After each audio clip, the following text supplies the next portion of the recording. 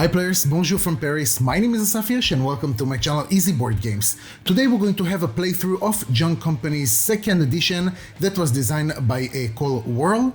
This is going to be a 2-round playthrough with, of course, explanations, but I do want to make sure that we understand a few things. First of all, this video is not here to replace any kind of other teach video that you can find on YouTube, since I'm not going to really go on each and every rule that we can find. This is only the basic game, of course, the basic scenario, and it's more of like an overview of maybe how your first game would probably look like, because not always we have time really to see a full playthrough of 4 hours or maybe more, and I would prefer really to just show you as it plays and then give you some explanations on the way so you understand exactly what do the different offices are doing in this game. Of course, there are some offices that I'm not going to show you at all in this playthrough, but in any case, if you understand this video, which I hope you do, because that means that I did my job, that means that you will be able to take it from there via the rulebook or other teach videos that you can find on YouTube.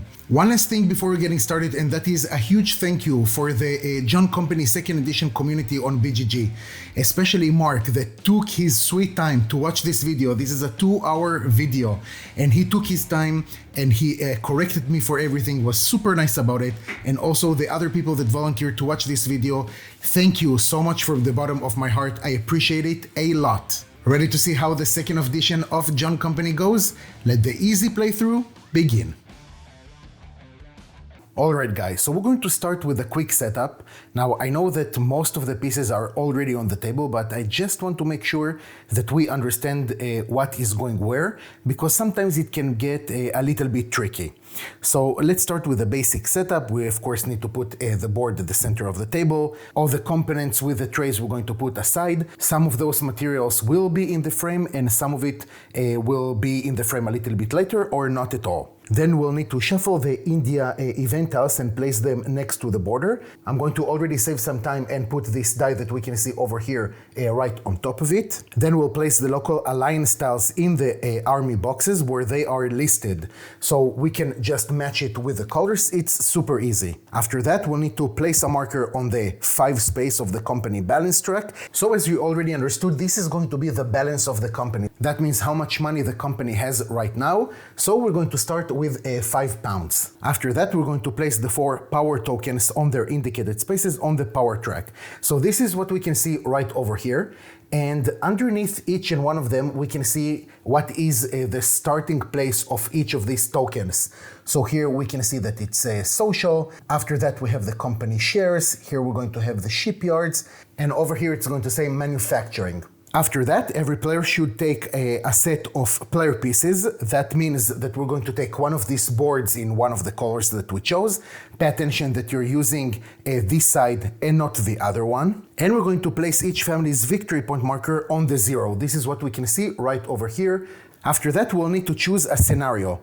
So as you maybe already know, the best way to start with the game with is with a 1710 scenario, that if you're not familiar with the game, this is the best way to learn the game. So what we need to do is to take this card right over here. We have a few cards, but this is marked with a 1710 scenario. And we're going to follow everything that is written on the card. So first of all, we know that the company's standing and debt marker should be placed on the 10. So over here you can see it because it has a small S in the middle, and also it says £10. So we're going to take another red marker and we're going to put it right over here. Next, we're going to talk about company treasuries, and we need to place £3 in every company treasury.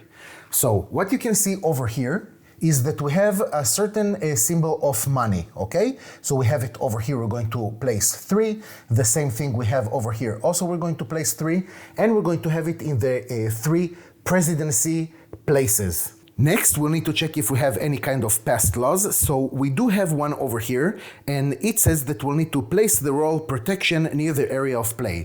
So as you can see over here, I've already chosen this card. So royal protection, we're going to talk about it a little bit later. But what you need to know right now is that from the beginning of the game, we're going to have this law that is already passed. That means that it's going to take part of the game right from the start. Then we're going to starting regiments, and we need to place one regiment in the army of Bombay, one in the army of Madras, and one in the army of Bengal. Those are these tokens that you can see right over here. This is actually the army that we already have actively in each one of the starting regions. And the last thing is that we can see that we don't have any starting company ships. Then if we're going to flip the card to the other side, we see additional setup, but is more orientated towards India. So each time that we can see these numbers 1 or 2 or something like that, that means that we need to put a certain amount of tower levels. So if you can see over here, we're going to have 1 tower level, this is 2 tower levels, okay, and so on. So here, for example, we're going to have 2. I know that with the camera, with the angle, it's going to be a little bit difficult, but you're going to have to trust me on this, and later I'm going to add another angle of the camera. So in each area, we're going to have at least a dome. That means that when we see the number 0, that means that there is no strength, but we'll talk about it a little bit later, to that specific region, and we're going to put only the dome itself, like we can see over here in this region, and we're going to place it over this icon right over here. So let's save us some time because we're going to talk about it later, and this is the setup as it should be. Then later, every time we see this sign right over here, we'll need to take a token that on one side it's going to be marked filled, and on the other side we can see closed. So we're going to use the close side, and we're going to put it every time we can see the same icon on the map. Then we'll need to set up the elephant. So as you can see, the elephant arrow is directing from Maratha towards Delhi. That means that the tail of the elephant will start in Maratha and the trunk of the elephant will end up in Delhi. So it's actually on the border, and it's going to signify for us that maybe some sort of a rebellion will come in order, but again, it's something that we'll talk about a little bit later. Then we'll need to set up the empire's flags. So obviously the flag itself should come on the top of the dome, but because of the angle of the camera, I'm going to put it right next to it. So the big flag, as we can see on the map itself, is also marked with a star, and that means that this is the capital of this specific small empire, let's call it that way. So in this small empire, we have Delhi as the capital, and we have Maratha as one part of this empire, and also we're going to have Punjab as another part of this empire. The last thing that is called the governor overlay, we can see that it doesn't appear right now on the map, so we're going to completely ignore it. After we have finished using both of the sides of the card, we can simply put it back in the box. The next thing that we will do is to take this black pawn and put it on number 1 right over here. Now, in different scenarios, we might start on a different number, but again, this is going to be the basic scenario of 1710, so this is going to be the starting point. After that, we're going to take the Prime Minister wheel that we can see right over here, and we're going to set the arm of the Prime Minister to the right place that indicates the date. Then we're going to take all the setup cards matching the date of the chosen scenario. In our case, again, it's 1710. And because we're playing with 3 players, we don't need to use the cards that says extra. So we're going to take all of these 12 cards. I've already done that. We're going to shuffle them, and we're going to distribute it equally between the players. In our case, since it's 12 cards and we have 3 players, each player is going to have 4 of these cards. Then each player will look at their cards and they will take everything that is listed on them. So let's just for the first player do it together so we understand a little bit what's going on. And then in order to save us some time, I'm going to do it off camera for the 2 other players. So starting with the blue player, we can see that the first card that he's taking, the first thing that we can see, says President of Bombay. So we're going to take one of these tokens, okay? This is going to be the family members, and we're going to put it in a place that it says President of Bombay. In our case, it's going to be right over here in this place, right? It says here Presidency of Bombay, so right now the blue player is the President of Bombay. Next, we're going to see this symbol that means the company's shares. Don't worry, we're going to talk about it a little bit later. What you need to know right now, that you're taking another family member and you're going to put it right over here. If you can see, it has the same symbol, and we're going to place the family member of the blue player in this place. Then the last thing, super easy, we can see that we have a symbol of £1. We're just going to take £1 from the general supply and we're going to put it in his possession. That was the first card of the blue player. Let's go to the second one. And here it starts to be a little bit interesting. The first thing that we can see, it says Prime Minister. And that means that the blue player is going to start as the Prime Minister and we're going to give this wheel of the Prime Minister to the blue player. Underneath it, it says random blackmail card. So over here, but I already mixed those cards, we have two types of cards. For this specific case, we just need to take one of these blackmail cards and also put it in the possession of the blue player. Don't worry about these cards, we're going to talk about them a little bit later. What's important is that the blackmail card is a random one. And now if we're already talking about it, blackmail cards are the only hidden information from the other players. Moving on to the next card, we can see that we have, first of all, Commander of the Army of Madras. So again, we're going to take another family member right over here. And if you can see, that is the same symbol that we can see right over here. So we just need to look for Madras. It's right over here, and put a family member to indicate that he's the commander of this army. Underneath it, we can see that we have the symbol of a writer in Madras presidency. So again, another family member is going to go to the area of Madras, but pay attention, this is not going to be the president, it's just going to be a writer. So we're going to put this family member in this box over here, and if you can see, it has the same icon. So all the writers will stay over here. The last thing that we can see on this card is again this sign of money. Here it says £3. So again, we're going to take £3 from the general supply and we're going to put it in the possession of the blue player. The last card that he has starts with Commander of the Army of Bombay.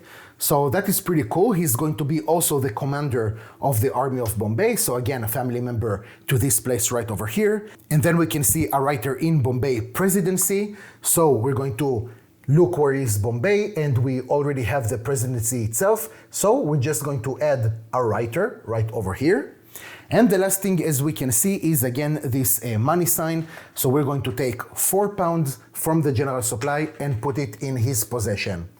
I hope it was quite clear. Now I'm going to do the same thing for the other two players. So for the purple player, we can see on this card that started with military affairs. The second thing says that we have here the symbol of a shipyard, and it says and place ship in East Indian.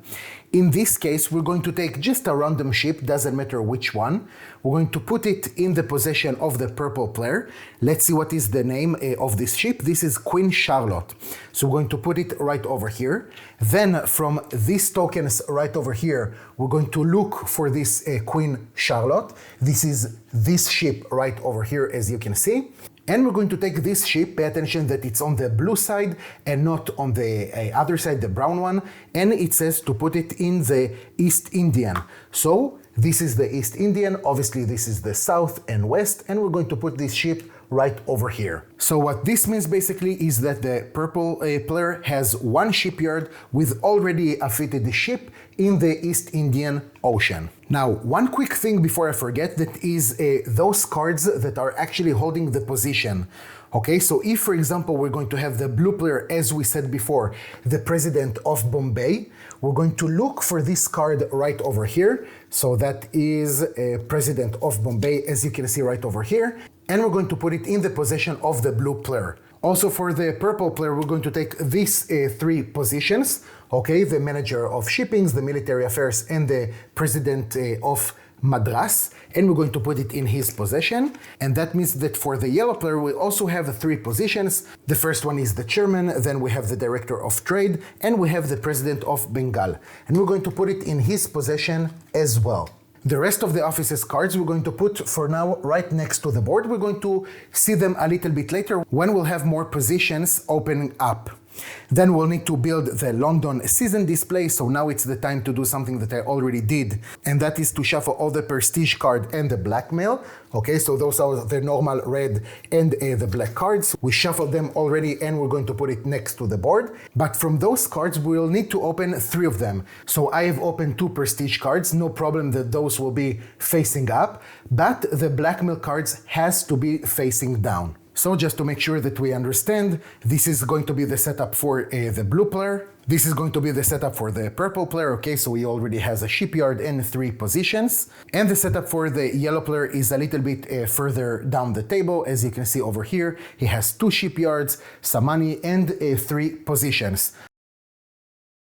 So guys, in my opinion, the best way in order to understand the game is actually to play it, okay? And I know that seems a little bit too much of a game, but I promise you this game is super simple to understand. It's not to say that this game doesn't have depth, because it has a lot, but we'll see it as we go. So the gameplay is basically us taking this pawn and moving it from one place to another and just resolving that specific location of that silver pawn. We're going to skip the London season in the first round for obvious reasons that you're going to see a little bit later, and we're going to go directly to the area where it says family. So all of these actions are already listed on the player board itself. Let's start just to make it easy with 3 actions, and in the second round we're going to see the other 3. So the yellow player will start with taking his opportunity marker and put it on one of these 6 actions. The yellow player will start with putting his opportunity marker on enlist a writer.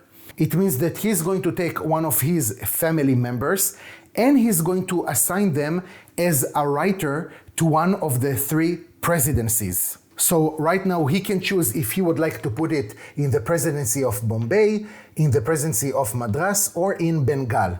I know that it doesn't make too much sense for now, but don't worry, we'll talk about it later. Let's say that the yellow player would like to put it right over here, just because he's already the president, so he thinks it's going to give him something a little bit later.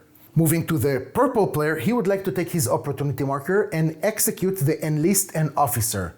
And that means that he's going to take one of his family members right over here and put it in this box that we can see over here at the military affairs. And finishing with the blue player, he's a little bit jealous that he doesn't have any shipyards, so he would like to acquire one. He's going to take his opportunity marker and put it right over here on buying a shipyard. Now, a shipyard, as we can see right over here on the cards, is costing £2. So he's going to put it right over here. First of all, let's pay this £2 back to the general supply. And he's going to take the ship that is marked over here. In this case, is a ship that is called Zenobia. Now, unlike the setup, we're going to take this ship and we're going to put it for now right over here. This means that this ship is still not fitted. That means that the ship is still in the shipyard and has not sailed to one of the 3 areas that we can see right over here next to India. And that's it. That was the first thing that we did. Now we're going to just move to the next area and see what's going on over there.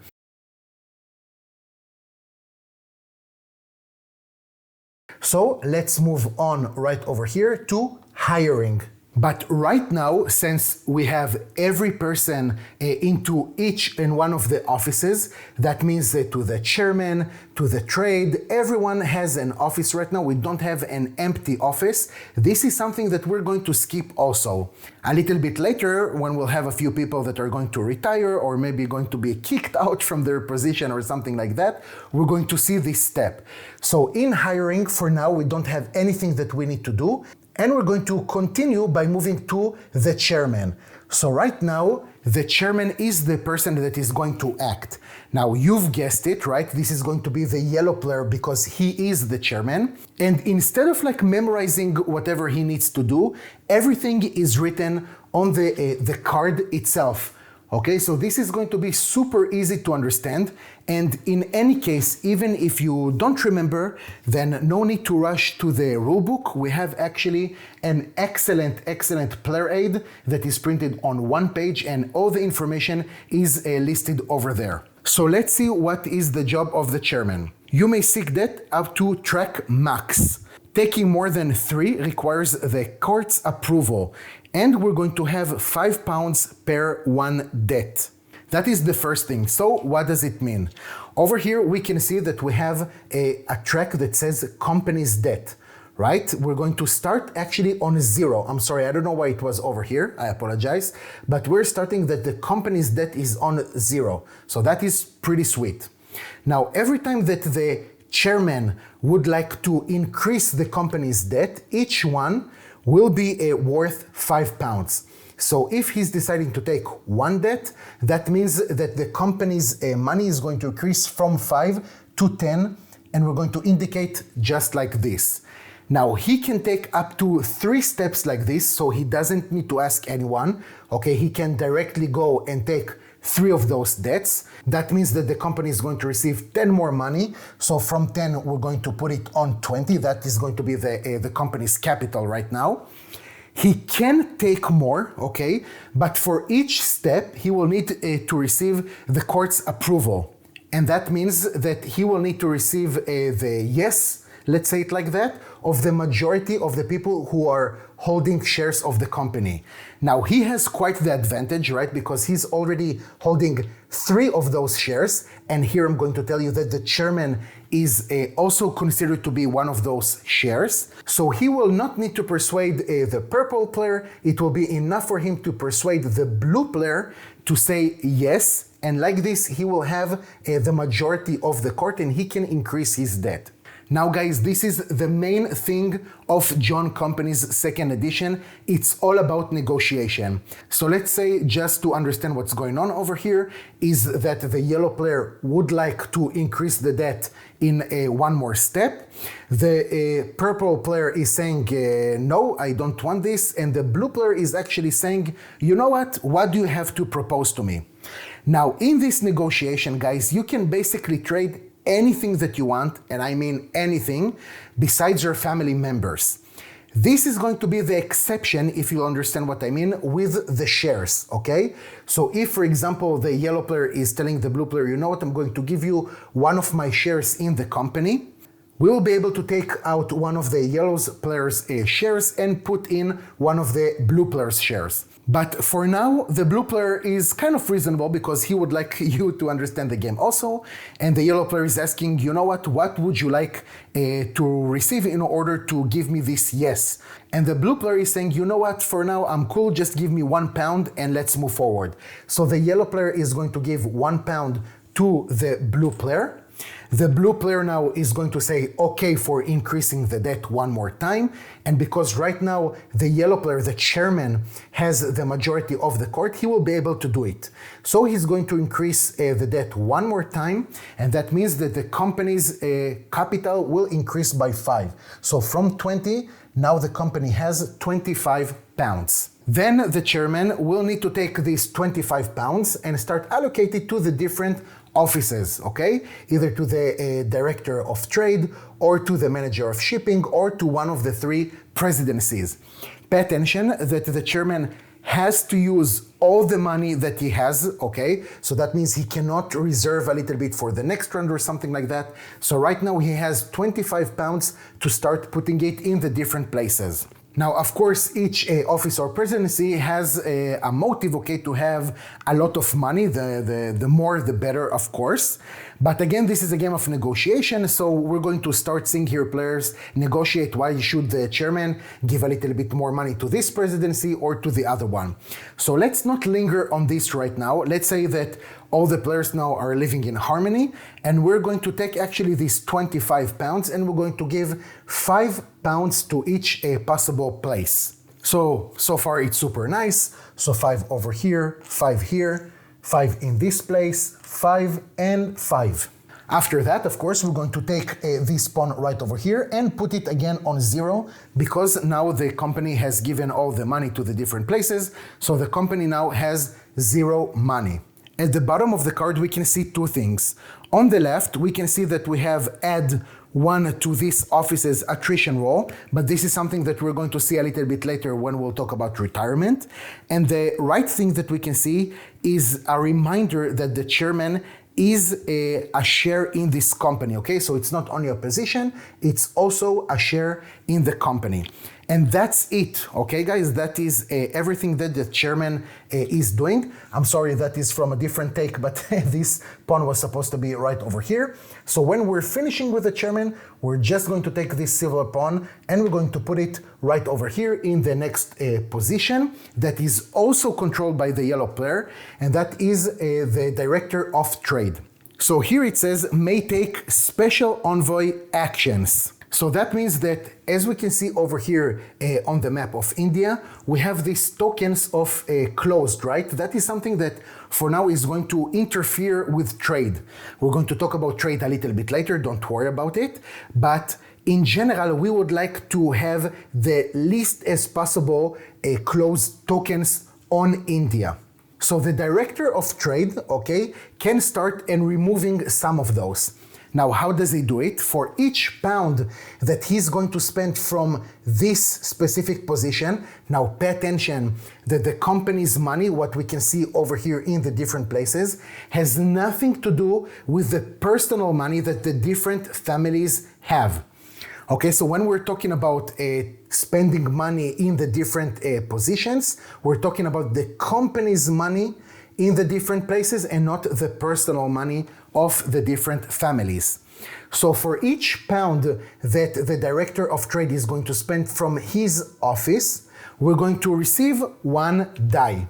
Now, after the director of trade has chosen how much money he would like to spend in order to receive die, let's say that he, just for the example, chose to spend 3 pounds. He's going to take 3 dice and he's going to roll them. Now, we're only going to look at the lowest outcome of one of the dice. So let's say that this is, for example, the outcome. 1 and 2 is an immediate success, no problem, you managed to do what you wanted. 3 or 4, either there is no penalty or something happens. And 5 or 6, that means that it's a complete catastrophe, okay, it's total failure, and we're going to have a negative effect. So the yellow player, who is a little bit sneaky, decides to spend 4 pounds, okay? So he's going to take this 5, going to put it in the general supply, and is going to take back 1. So that means he's going to have 4 dice. He would like to open this closed token right over here. The other players, they're okay with it. They don't want to start argue or asking for something else. So he's just going to roll these dice. And we can see that the lowest outcome that we have is 1. That means an immediate success. So that means that we can take this token right over here and put it back in the general supply. Now he still has money, right? So he can do it again if he wishes to. So since he doesn't have a real motive right now to keep some money in his place, he would like to again spend 4 of this money in order to roll again 4 dice to open another closed order. Now pay attention that on each part of the board you actually have a small table of success. So it says to you, for example, that with 4 dice you have 80% of success, 19% of failure, and 1% of catastrophic failure.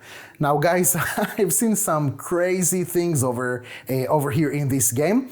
So sometimes it's funny, sometimes it's sad, and sometimes it's funny for one side and very sad for another. So no worries about that. We're just going to take these 4 dice again, going to roll it, and we can see that we have, doesn't matter, we have 2. That means again a success. So right now he decides to open this token right over here. He's going to put it back in the general supply.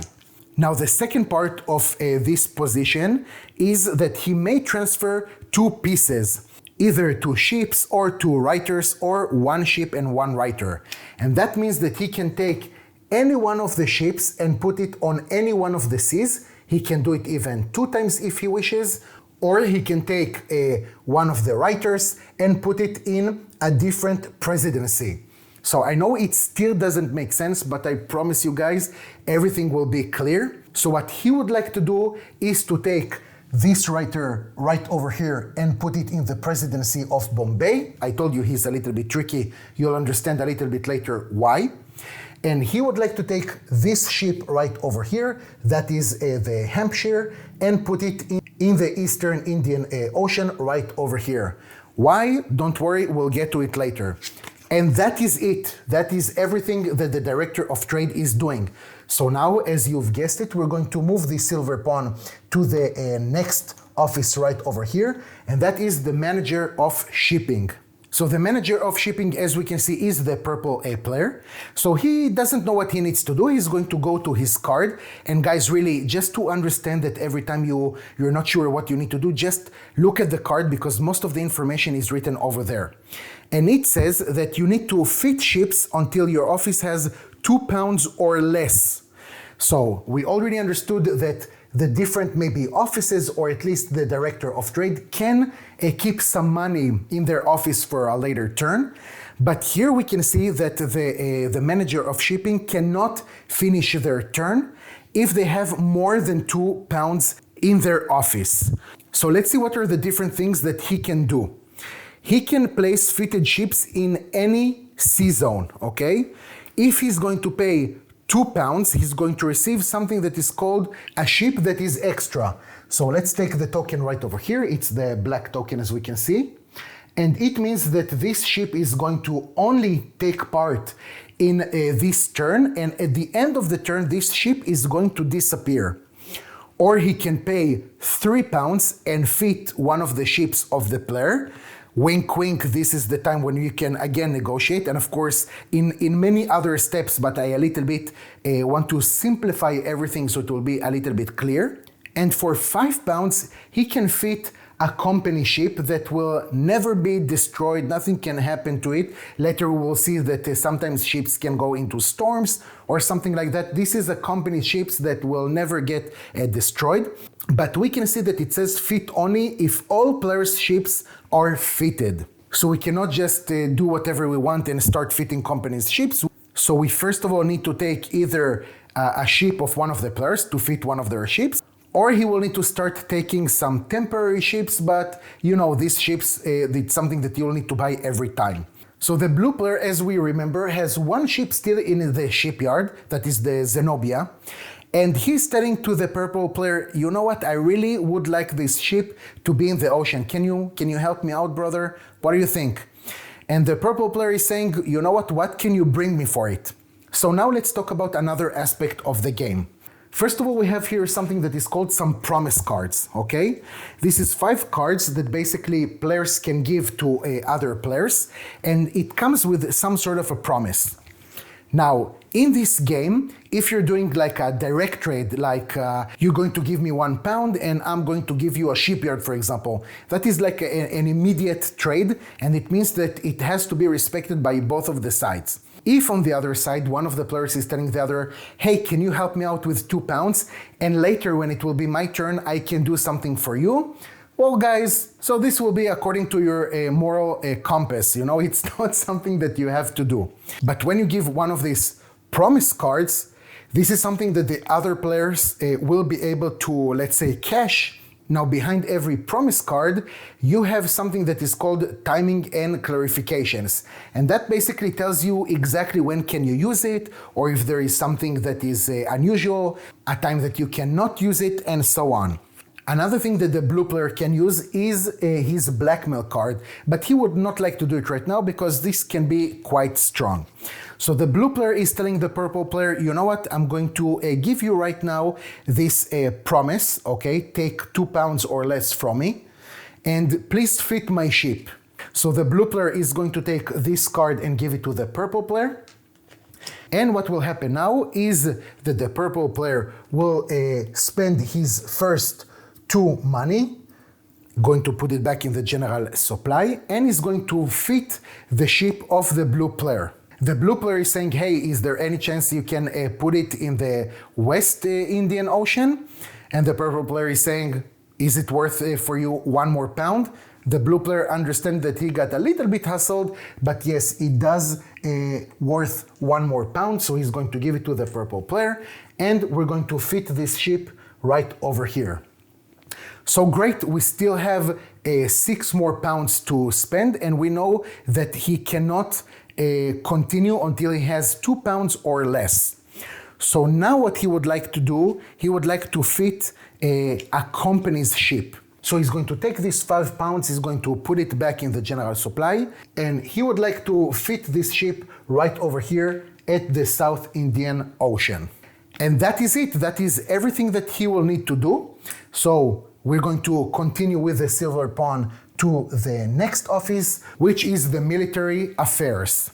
Again, this is something that is controlled by the purple player. So let's see what it says on the card itself. May transfer 2 pieces, either a regiment that you can see this sign on the right, or officers that you can see on the left. So to be honest with you, this is kind of huge part of the game, but I don't want to talk about it just yet before we're actually going to see some war.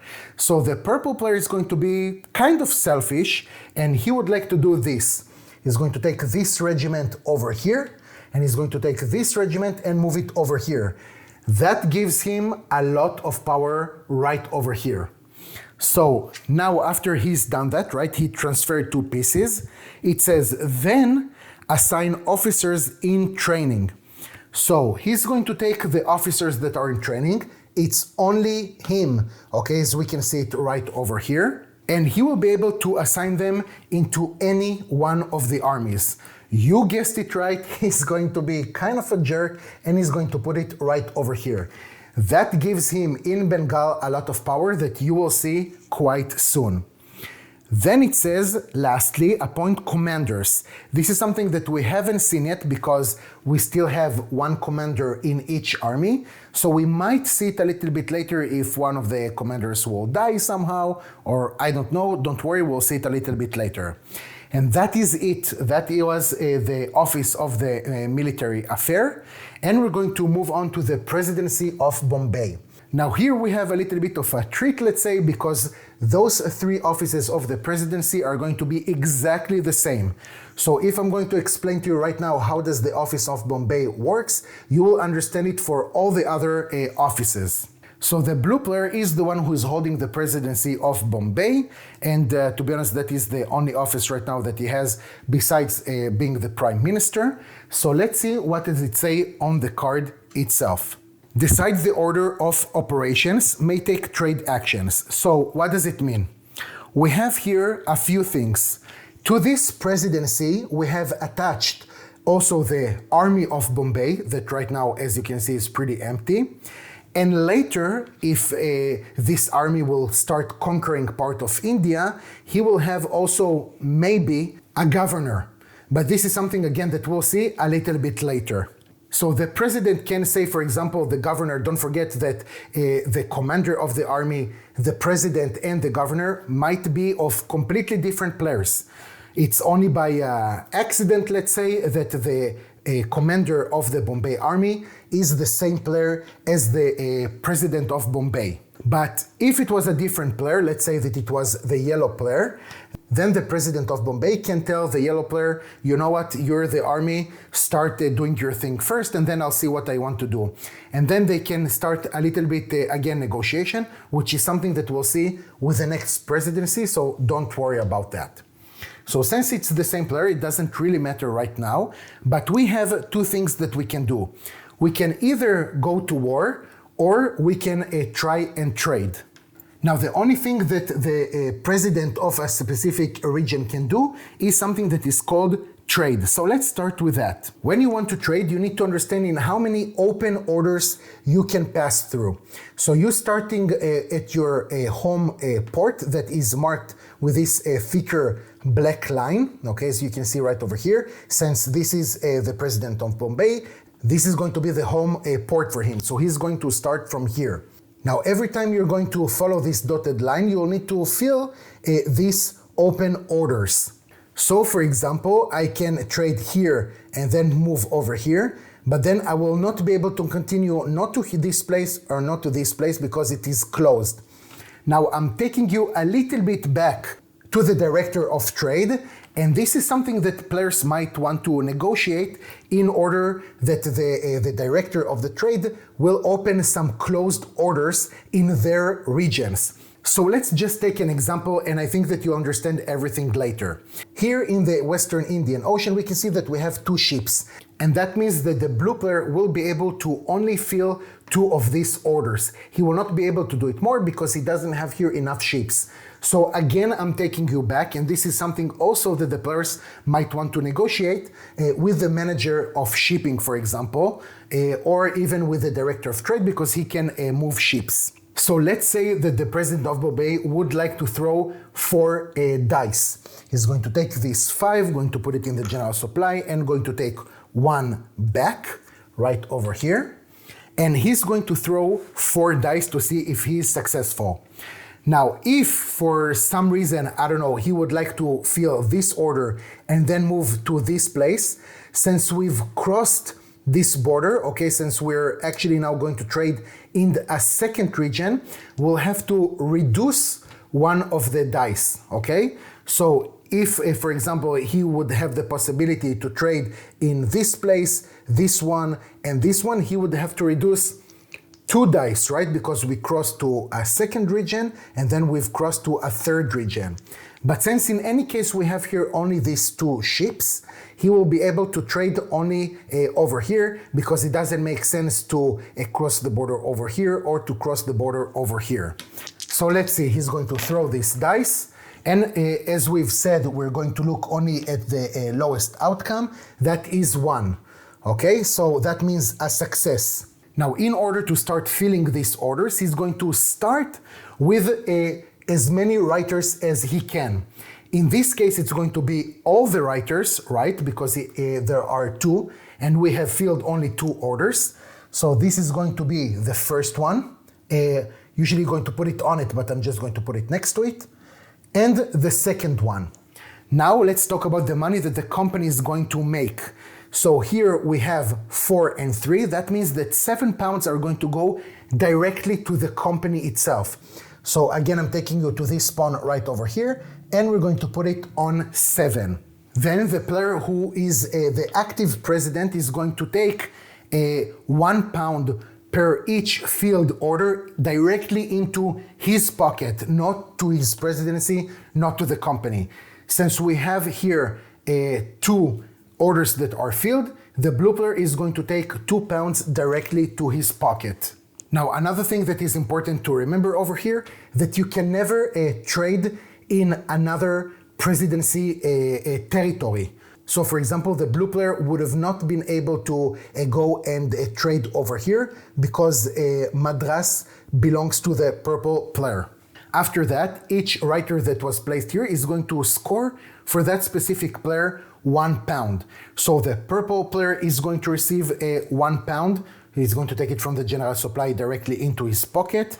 And also, again, the blue player is going to score 1 pound for the writer that he has right over here. So we're going to put it right over there. Now, each president may be able to perform only 1 successful trade. So even though he has again here more money, he will not be able to continue and trade. And that means that now it's the time for the commander to do something if they wishes to. So again, we're going to go to Bombay. He doesn't have here soldiers, but we do have some locals that we can hire. So as we're looking at these 2 tokens, we can see that we have 2 of them. One is going to cost us 3 pounds, but we're going to receive for these locals 2 dice when we're going to go to fight. And another one that is going to cost 5 pounds, but we're going to receive 3 dice. So basically the president of Bombay can decide that he's going to pay 3 in order to hire this one, but he decides that it's not in his best interest to do it right now. So that is it. That is everything that the president of Bombay can do. And we're moving on to the presidency of Madras. So now for the president of Madras, that is the purple player, we're going to have the same possibilities as we've seen before with the president of Bombay. So now it's time, for example, for some negotiation between the commander of the army of Madras, which is the blue player, and the president of Madras itself. For example, the blue player can say, hey boss, I need some money in order to take some army with me and go conquer some territories in Madras itself. But the president, of course, does not have to accept that, because he's the one who's choosing the order who is going to play first. So the president of Madras would like to do some trade, but I remind you that he has only 1 ship in his ocean. That means that at the best case, he will be able to fulfill only this order right over here. That means only 5 money to the company and 1 money for himself. He is not so sure that this is going to be the best of his interest, but you know what, let's wait and see what's going on. So actually he's going to see what does the commander has to propose to him. Now the commander of course would like to maybe go to some war. So just for the teach itself, for the example, let's see how it's going to go. Now the blue player is super eager to do that. So the purple player is telling him, you know what, instead of just wasting money in order to trade, what are you willing to give me in order for me to give you money and get some army from the locals? So the blue player is saying, you know what, I can give you 2 pounds for it. The purple player is agreeing. So the blue player is going to give 2 coins to the purple player. And that means that the president of Madras is agreeing to actually pay for these 2 armies that we can see right over here. That is the total of 7 pounds. So this is 5 plus 2, that is 7. Now we're going to take these 2 tokens from the inactive area of that specific army into the active area of this army. So the target right now, of course, because this is going to be the first time that the company, we can say, is going to try and conquer one region in India. This has to be the home territory of Madras, so it can only be here. Later, if the company will manage to take control of this territory, they will be able to maybe advance their conquering to other regions. But right now, this is the only place that they can attack. So what do we have over here? We have here actually 4 dice that we're going to take, right? We're going to check. From these 4 dice, we're going to subtract the strength of the region from your total number of dice. Now, the region's strength is actually the number of towers that the locals have, okay? In this case, we have only 1 tower, right? Because the dome doesn't count. So from these 4 dice, we're going to reduce 1 of them. And that means that we're going to do a check only with 3 dice. So let's roll and see what's going on. So here we have 4, 5, 5. Again, we're going to look at only the lowest result, that is 4. That means that we do not have here a success. And basically that means that these 2 units that we have used before are exhausted, okay? So we're going to put them right over here. If we would have had some officers, we would have needed to throw a die in order to see if this officer is still alive. Maybe he got killed in combat. Maybe he decided to run away with one of the locals.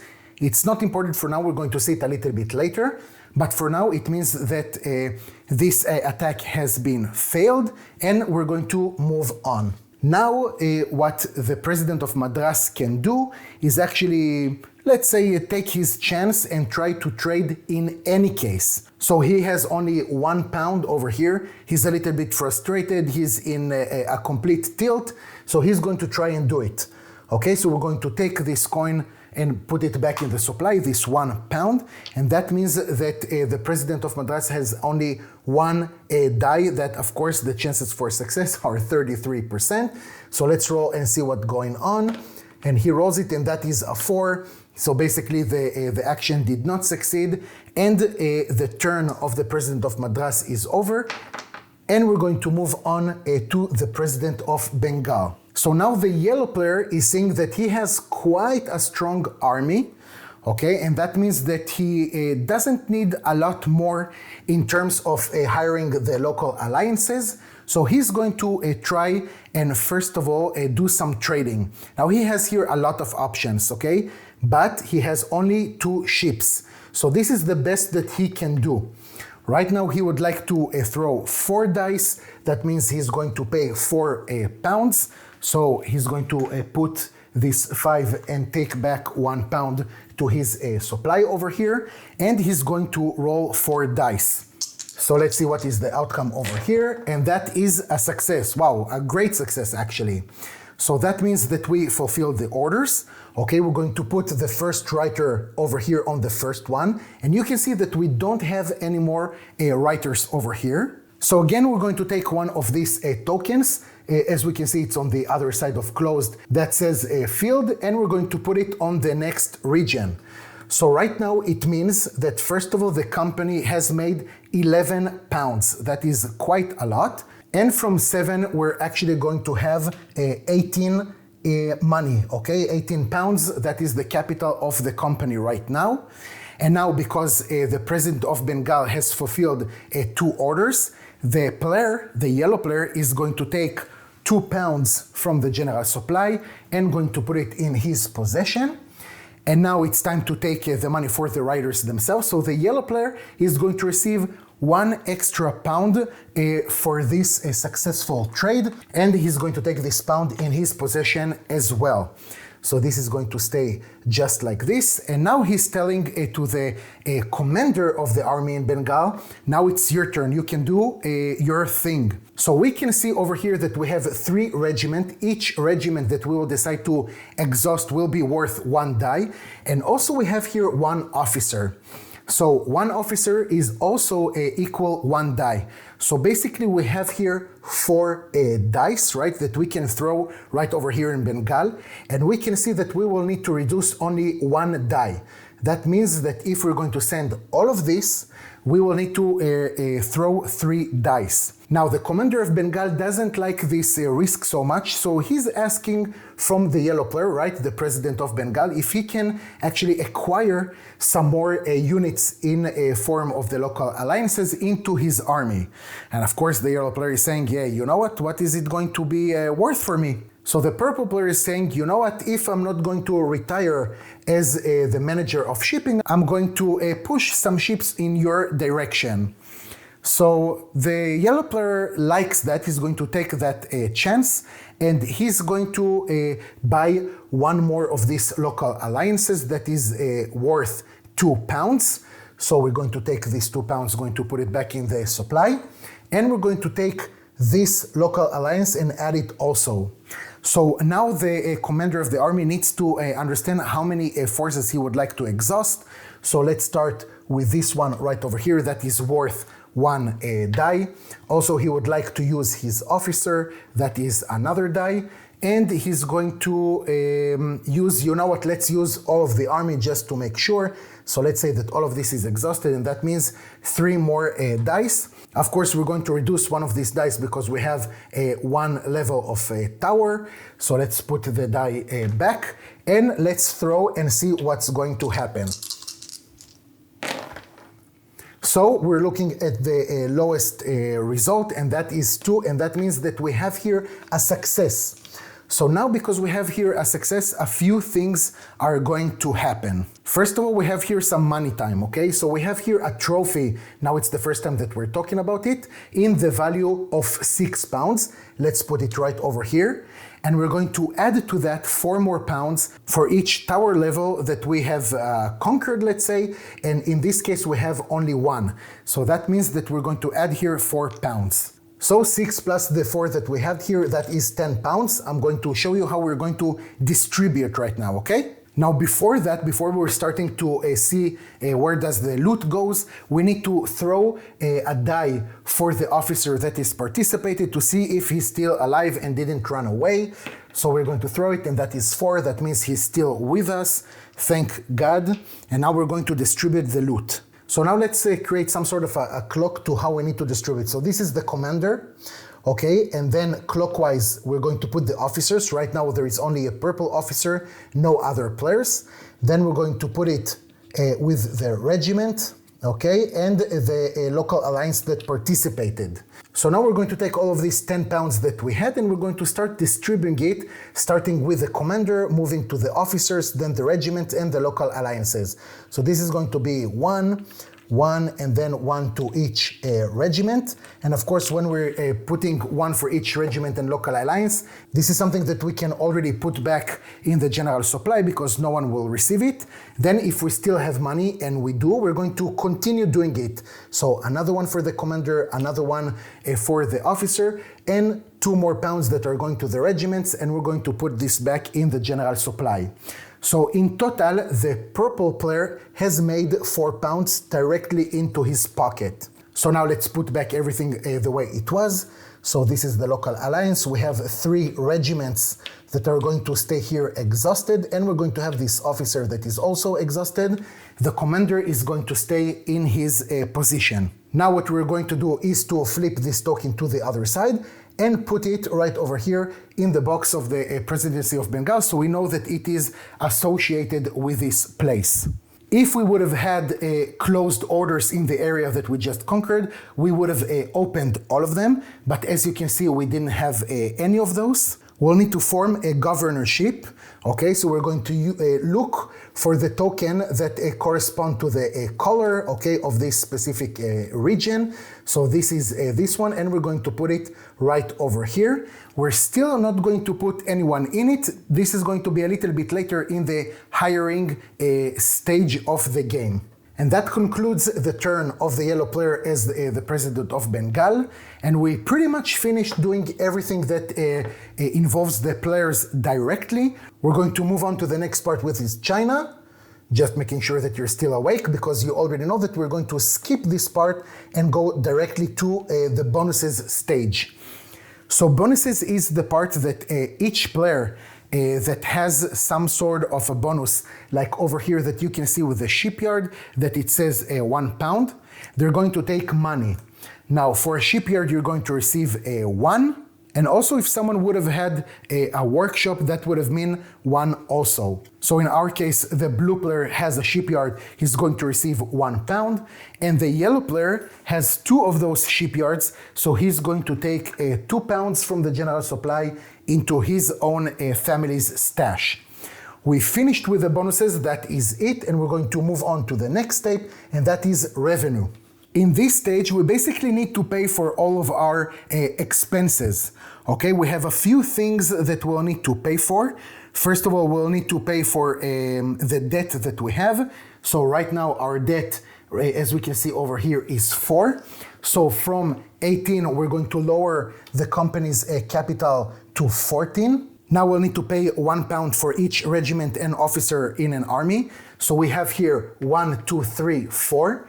So from 14, the company's capital is going to go down to 10. And each ship that we have in one of the 3 Cs. So we have here 1, 2, 3, 4, 5.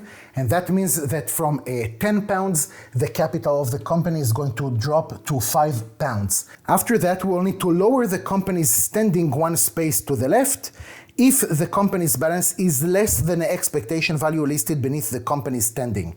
So I'm taking you back over here to the company standing, and it's basically, you know, the public at the end of the quarter or whatever expected that the company will have at least £10 in its possession.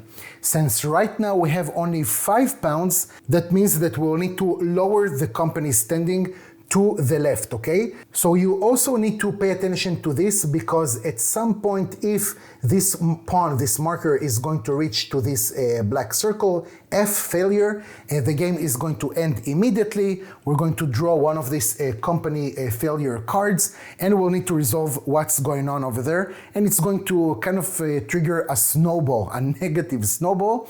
But at some point, maybe one of the players will have in its strategy a way to take this kind of failure to his or hers advantage.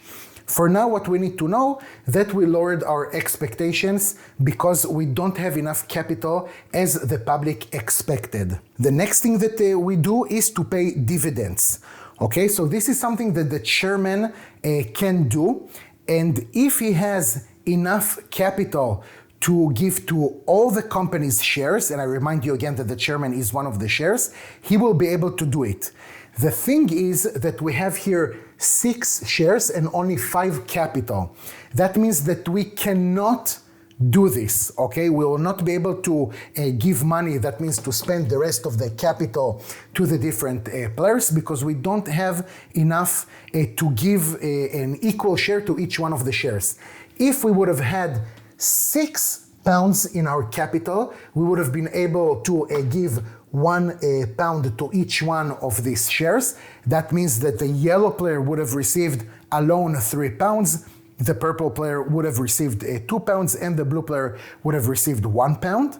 And then the capital of the company would have dropped to 0, but this is not the case. Another thing is that if we have enough capital that the dividends that we're giving is actually higher than the company's standing, that means that we're going to take this pawn and move it one step to the right. This is the only way that this pawn is going to move to the right. And it's not going to be a lot, but it's something to think about. Why am I saying this? Because if the original standing would have been 10, and over here we have 12 capital, and the chairman decided to give to each one of the shares 2 pounds, that means that we have given more dividends, we have given more pounds to the company's shares than what the public thought that we will stay with. So basically the public is saying like, oh wow, they're giving dividends to all of the shares. That means that the company is very successful. And in the next quarter, we will expect from the company to finish the next quarter with 12 pounds in its pocket. Let's take it back to how it was originally. So unfortunately, the chairman cannot give here dividends, and we're moving on. So the next thing that we're going to do is events in India. Now guys, to be honest with you, I find it the most complicated part maybe in this game. And to be even more honest with you, I think that there are going to be better videos that are going to explain events in India. Okay, I don't want to take too much of your time in this teach. So let's just see whatever event that is going to come over here. We're going to resolve it and we're going to move on. No need to show you each one of the different events that can reach to us. So the first thing that we'll do is to take this die and throw it. And here we see that we have here a few things. First of all, we can see, ignore the big number, we can see that we have the letter E and 1 storm. That means that we're going to have a storm in the eastern Indian Ocean right over here. So for each ship that we have, okay, we're going to need to see who is the owner. So the Hampshire belongs to the yellow player. The yellow player will need to roll a die for this ship. Let's roll it, and for 6, that is actually the worst thing that could have happened. At 1 or 2, nothing happens. At 3 or 4, the ship is a little bit damaged, and we're going to put it on the other side. So the next time, if it will be damaged again, then it will be destroyed completely. If you have 5 or 6, that ship is destroyed. So the Hampshire, I'm sorry, you're going to go back to the port of the yellow player. So we're going to put it right over here. And that means that we'll need to fit this ship again later on. So now we're going to move to the next ship, which is Queen Charlotte. And that ship belongs to the purple player. So he's going to roll the die. And we have here 3. That means that the ship is damaged. We're going to put it on the other side. And that's pretty much about it. Now the next thing that we see over here with the big number is how many of these tiles of events in India we'll need to resolve.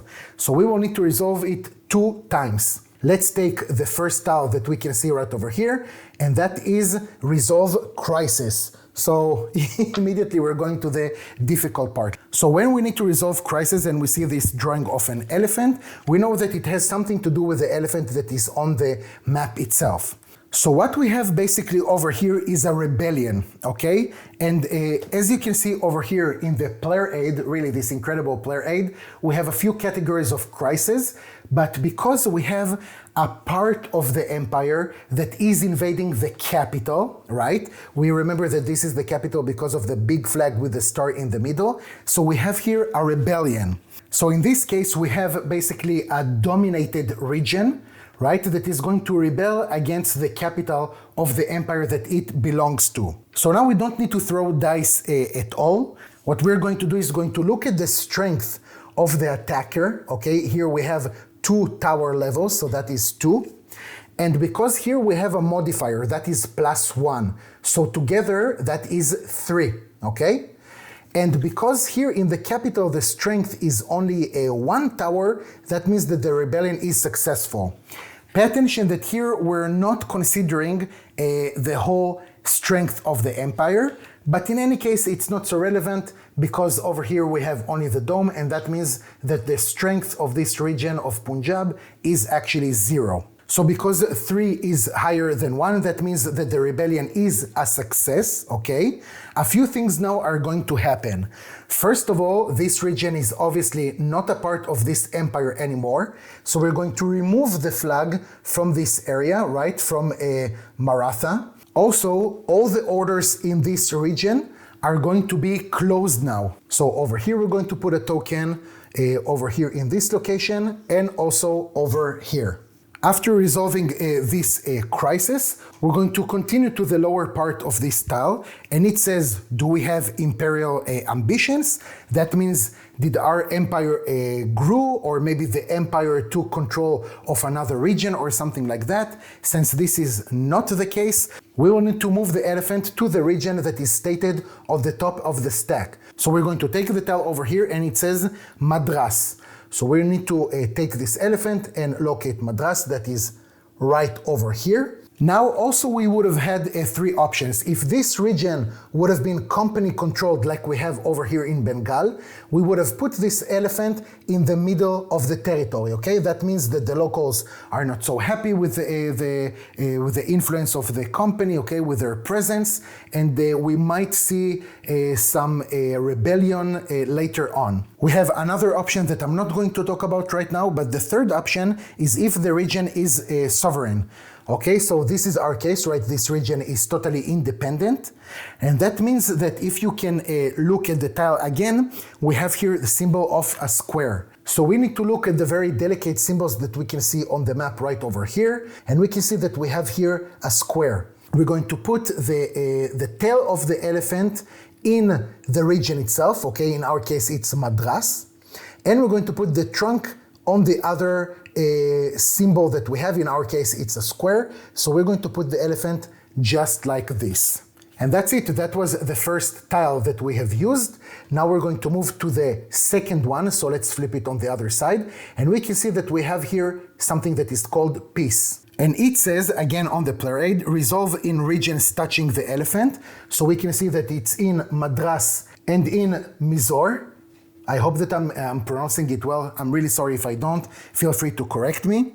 Open any connecting orders between regions. So we can see over here that we have these orders that are connecting between the regions. So that means that because this one is closed, we're actually going to open it. That is the effect of peace. And on top of that, we're going to add to each region 1 tower level. This region will grow from 1 to 2. And the same will happen over here from 1 to 2. And now we can see that we have again elephant movement. So we're going to look at the top of the stack, and we have here again Mysore. So we're going to take this elephant, and we can see that now we have here a triangle. So if I'm looking at the triangle, it's right over here, and we're going to put it facing away from the capital. That means that the tail is going to be on the triangle, and it's going to have the trunk in this region right over here. So this is how the elephant will be. And that's it. We have finished with our second tile. And that means that we can move to the next part, which is the parliament meets. So this is a very interesting moment, especially for the prime minister, okay, that we have over here. Now I want to explain a few things for now. We have 2 kinds of symbols. We have this symbol right over here that refers directly to the victory points, okay? And we have this symbol that you can see that refers actually to something that is called power. Now, power is another thing that is going to help at the end of the game, because we're going to see at which point we manage to finish the game, and according to that, the first player that has the most power will receive the most victory points, and so on. So what I wanted to say with that is that holding the position of the prime minister is actually worth 2 power at the end of the game, but this is something that we will see a little bit later. So let's see what does it mean the parliament meets. So now the player that is holding the position of the prime minister will need to choose a new law. For that, we're going to take this deck of cards right over here, and the prime minister will start by revealing the first card that he sees. In this case, we have a law that says window tax repeal. So we have some text on it, and of course the players can debate between themselves.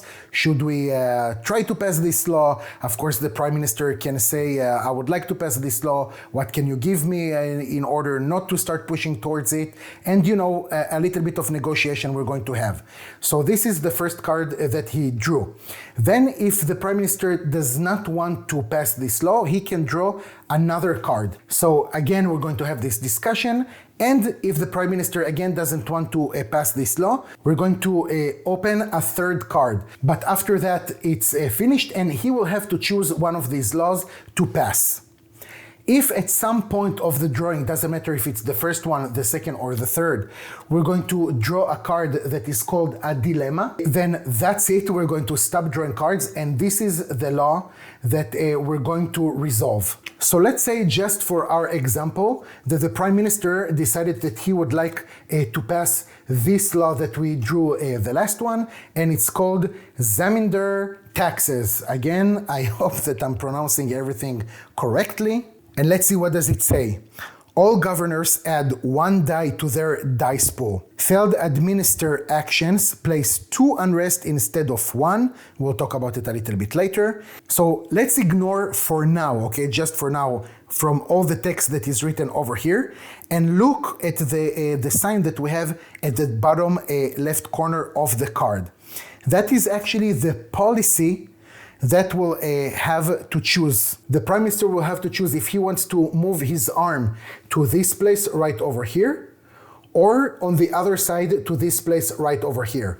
Okay? Again, I remind you that we'll need one of them, because this is the sign that we have in this case right over here. So on the red part, we can see that is written tax, and on the green part, we have something that is called bonus. So if the prime minister, for example, will choose this policy right over here, each player will have to pay £1 per target. What is the target? It's exactly the symbol that we have on the wheel itself.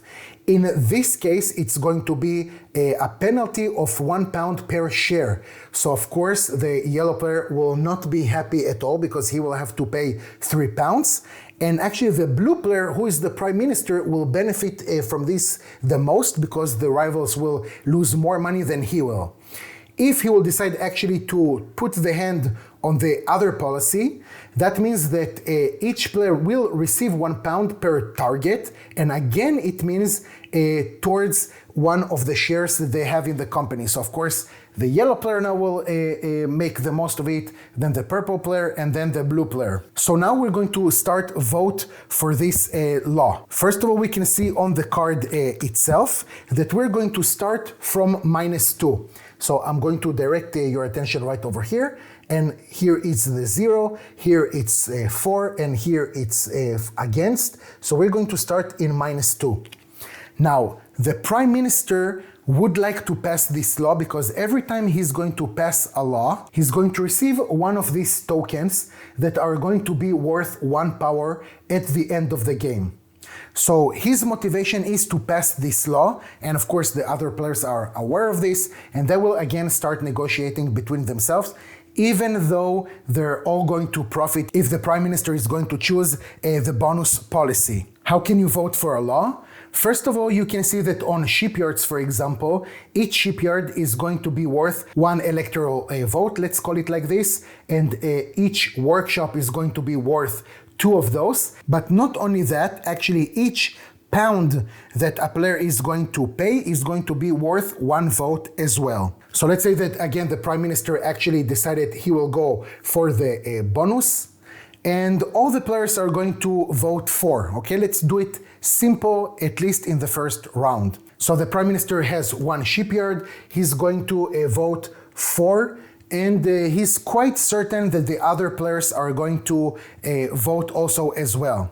Now moving, let's say, clockwise, then we have the yellow player that is voting also 2 times because he has 2 shipyards. So it's going to go from -1 to 1. So right now the law is supposed to pass. And the purple player is saying to the Prime Minister, you know what? I can stake my vote of the shipyard and bring it to 0 and even spend more money to take it down. What are you willing to do so we will not take another round of votes?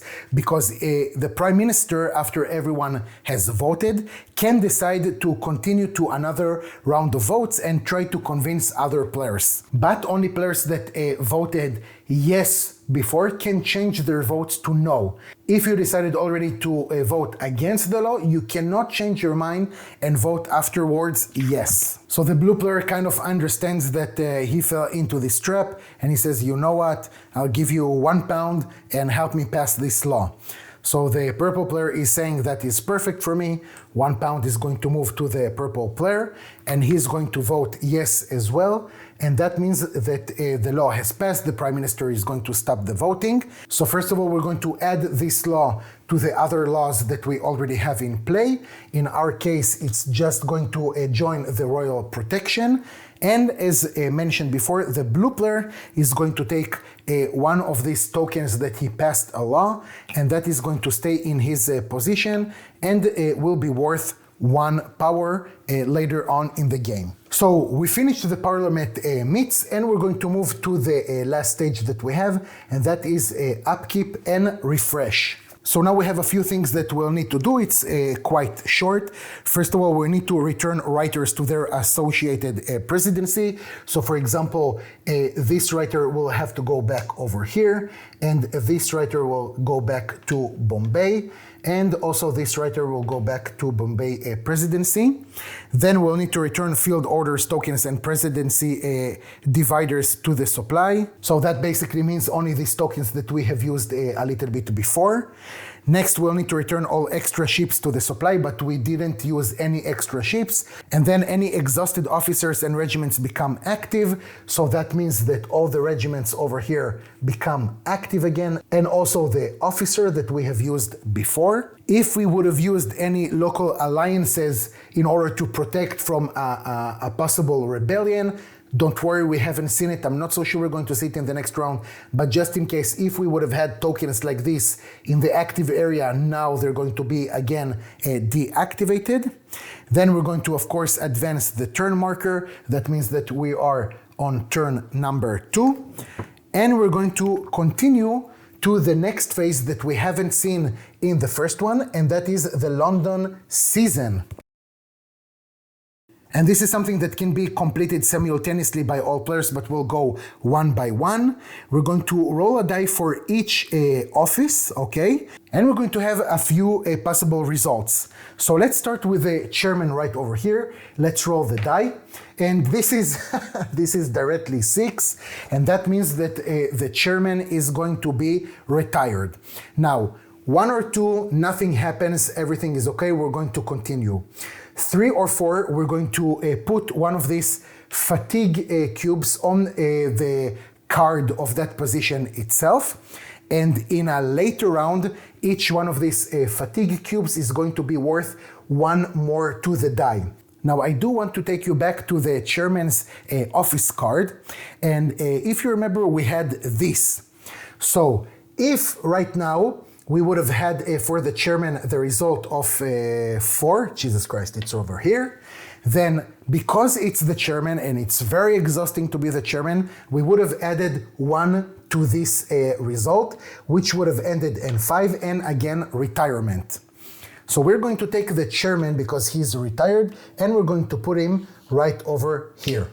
And it says here, as you can see, pensioners. Now, because we have this office now vacant, so we're going to take the chairman card, we're going to flip it to the other side, and we're going to put it right over here, which says vacant offices, okay? So that means that in a later stage in the game, hint, it's going to be the hiring, we're going to look for a new chairman. Let's move on to the director of trade. So we have here 3. 3 means that we're just going to take this fatigue cube and we're going to put it on the card itself. So it's off camera. I'm going to put it right over here on the card. And that means that in the next time that we will check if someone has retired or not, for each cube of fatigue that he has on their card, we're going to add 1 to the result of the die. Let's move on to the manager of shipping. That is 3. Again, it means that we're going to take one of these cubes and we're going to put it on the card of the purple player. Moving on to the military affairs, 2, nothing happens, moving on. Presidency of Bombay, that is 4. So we're going to have here a cube and we're going to put it over here on the card. Next, it's Presidency of Madras, 1, nothing happens. And Bengal, we're going to have here 5, and that means that the president of Bengal is also going to retire, and we're going to put him right over here. And that means that the card itself is also going to be available. Now we're going to put these cards in an ascending order, okay? So you can see the numbers over here. So obviously we need to choose a chairman before we're going to choose a president for Bengal. So we're just going to put it like this.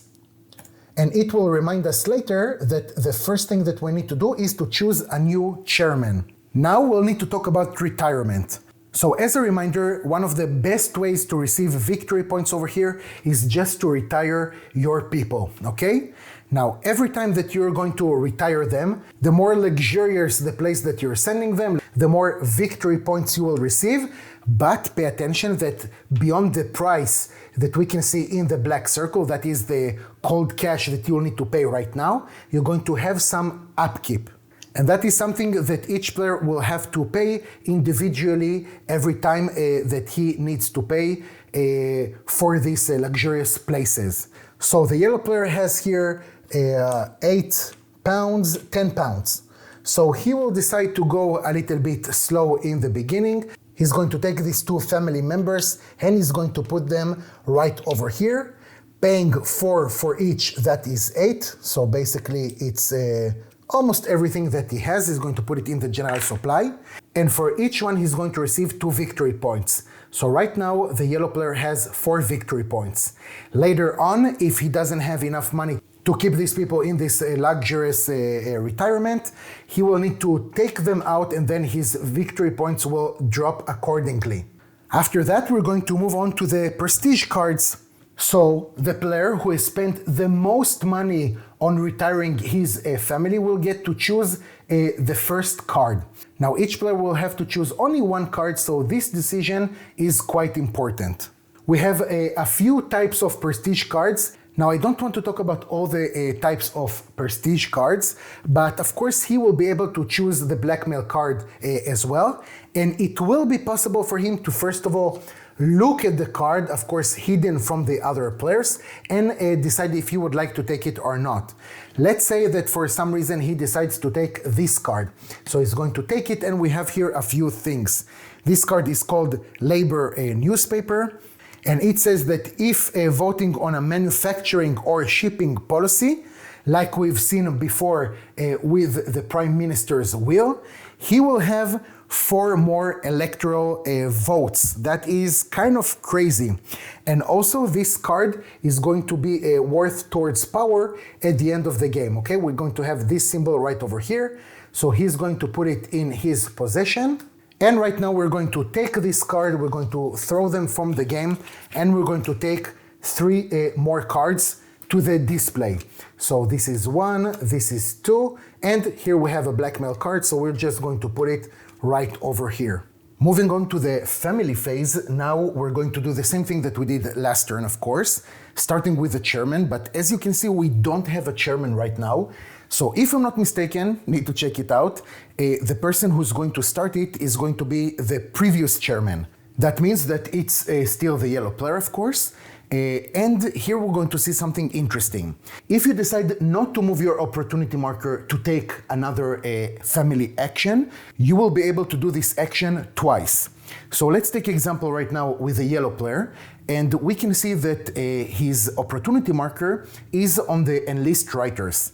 So he's going to stay with that, and that means that he can right now put in the presidency's offices 2 writers. So he's going to take these 2 pieces right over here, and he will decide where to put it. So one of them he would like to put in Bengal right over here. And to be honest, I think that he's going to put the second one also in Bengal, because I think that this is something that he can profit from a lot. So now moving clockwise, we're going to continue to the purple player. And the purple player is going to do something that is called seek share.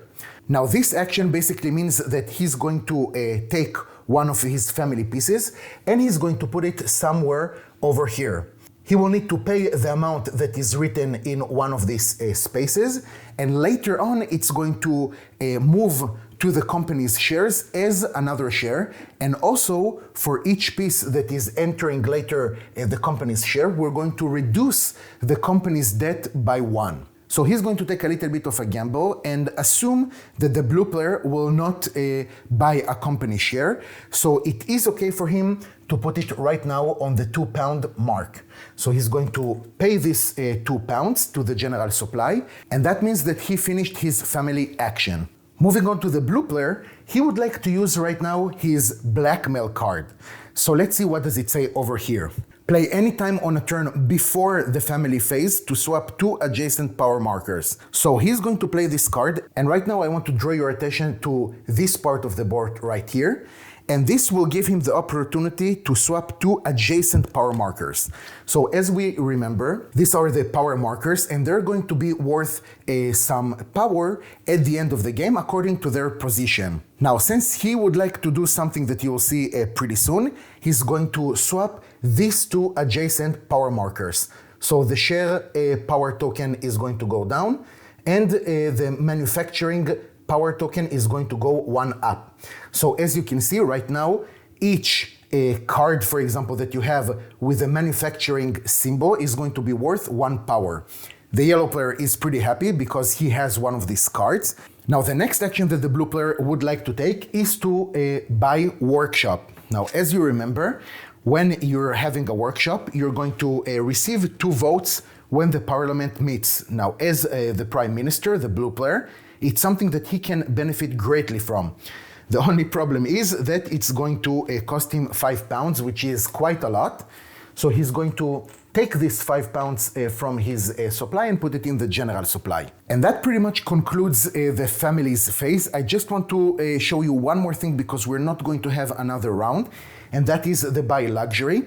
And buying luxury, first of all, costs you £4, and it's going to give you directly 2 victory points. The downside in it is that you can be taxed a little bit later during the game, but it's not something that we're going to see right now. So I just wanted to show you the last possible action in the family's phase. Now at the end of the company's phase, we're going to have new company's shares. So here's the time to see if we have any family pieces right over here in this sector of the board. And if the company has debt, that the company has, as we can see right over here, the rightmost piece is going to enter as a new company share, and it's going to lower the company's debt by 1. Since it's only the purple player that has a family member right over here, it's going to be a share. That means that this is the one who's going to enter as a company share, and the debt of the company is going to drop by 1. If we would have had more pieces over here, then of course it's going to start with the rightmost position that is going to enter as a company share. And we're going to continue that as long as the company has debt. If the company does not have debt, we're just going to slide all the pieces to the rightmost position as possible. Now after we finish this, we're going to continue to the next phase, which is hiring.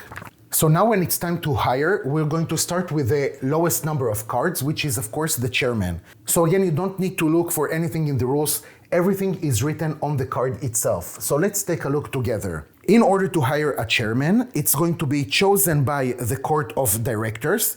Okay, so only the players that have family members right over here in the court of directors are going to choose the new chairman, and the candidates are consider pieces in the court of directors. So one of these family members is going to be the next chairman. So as always, in order to be elected as the chairman, you'll need the majority of shares, let's say, the majority of court of directors to be chosen. So let's run now a little bit quicker, since I want to show you a few more things.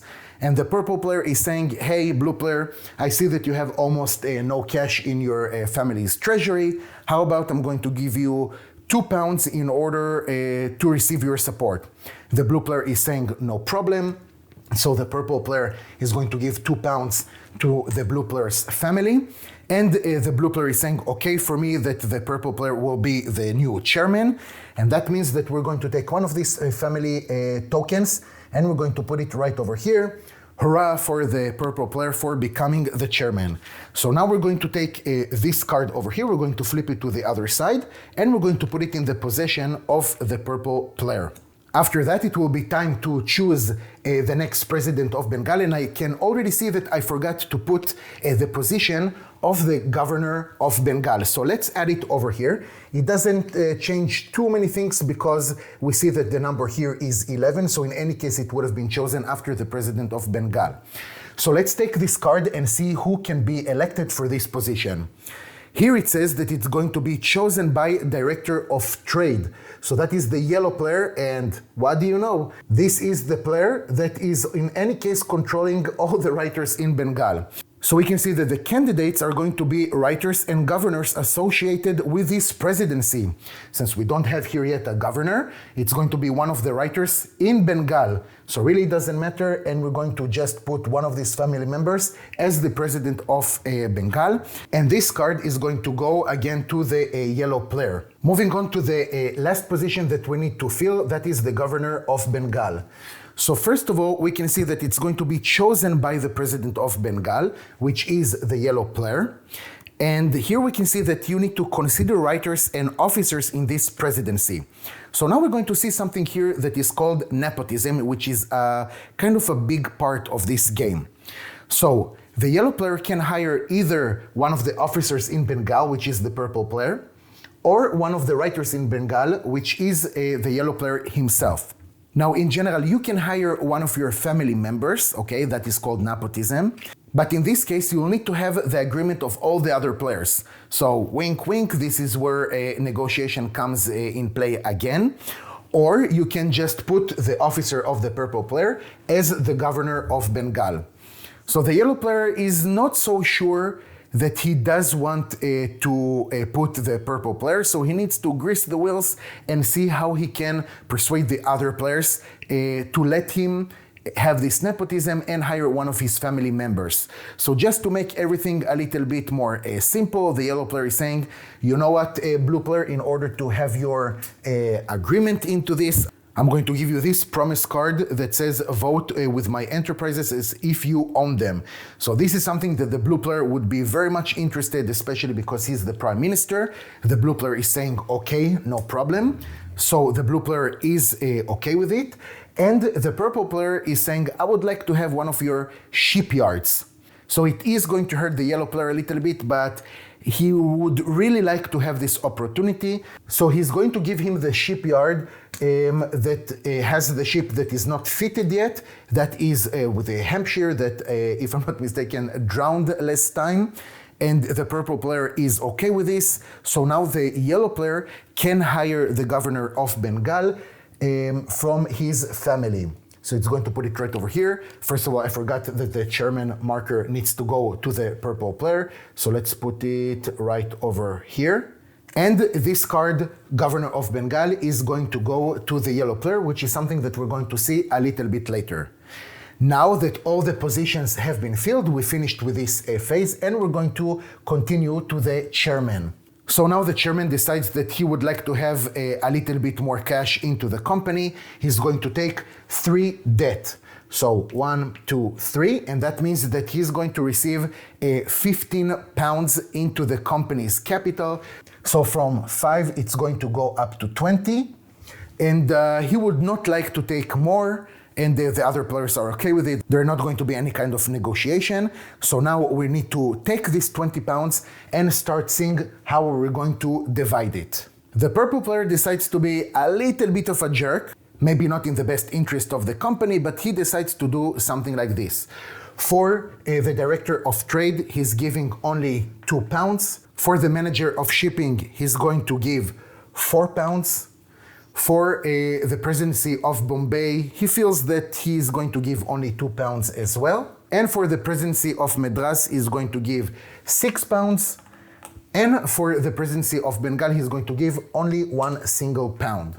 And with the last £5 that he has, I hope I didn't miscalculate over here, he's going to give the presidency of Bengal 2 more, and he's going to give 3 more to the presidency of Madras. So you can see how it's really in your benefit to be the chairman. So now that we have spent the whole £20, we're going to go from 20 to 0. Then the next office is going to be in play, and that is the director of trade. So going to the yellow player, let's see what are his possibilities, and that is to open one of the orders. So he has unfortunately only £2, so he is going to spend both of them, of course. That means that he's going to throw 2 dice. So let's see if he has a success, and he does have a success. That is great. And here I would like to show you another thing. So instead of opening one of the orders, he would actually like to open a trade with China. So this is another tile that is now going to join the board itself. In order to not have it off the screen, I'm going to put it right over here. For now, it doesn't mean to us a lot, but later it's something that we'll be able to trade with China, so we'll need to have some ships over here and then trade some opium. I'm not so sure we're going to see it in this gameplay, but in any case, that means that we have another position that is going to be opened, so we're going to put it right over here. The director of trade has one more thing to do, and that is to do transfer of 2 pieces, either ships or writers. So obviously, because the purple player has been kind of a jerk to him, so he's going to take 1 ship and put it right over here in the Eastern Indian Ocean. And he doesn't want to take another one because, as you can see, even if we'll do some trade, he can trade only in 2 places, right? Because the other ones are closed. So now it's either time for negotiation, but let's drop it for now, even though, again, negotiation is the game as we can see it. And the other thing that he would like to do is actually to take this company's ship and move it to the Western Indian Ocean. And that is because later, in terms of trade, the purple player will not be able to do any kind of trade. So again, it is not in the benefit of the company because potentially the company is going to lose here £5. But it doesn't matter because this is a little bit of knives in the back sort of situation. So we're moving onwards. So now after we finish with the director of trade, we're going to go to the manager of shipping. Again, this is going to be the purple player. So he can start fitting ships until he has £2 or less. So obviously the purple player would like to start fitting his own ships. So he's going to take the Hampshire and put it right over here. And of course, this is something that is going to cost him £3. So these are these £3. Let's put it back in the general supply. Now he has 2 more pounds and he can put a temporary ship, something that is called extra as we have seen before. So he would like to spend these £2 and then take one of these tokens right over here and put it again in this Southern Indian Ocean. So now, even though the director of trade was not so kind to him, it doesn't matter because still he has here 2 ships. That's it for the manager of shipping, and we're moving to the military affairs. And he's quite happy with the situation that he has right over here, right? It's in his benefit. So I think we're going to leave it as is, even though the other players are really not happy with it, especially because the treasury of the purple player is really kind of huge. He already has £12 and it's something that probably grow a little bit later. But you already understood that if he would have wanted, he can move this regiment to other armies. This is something that the other players might want to negotiate for it, but we're moving onwards.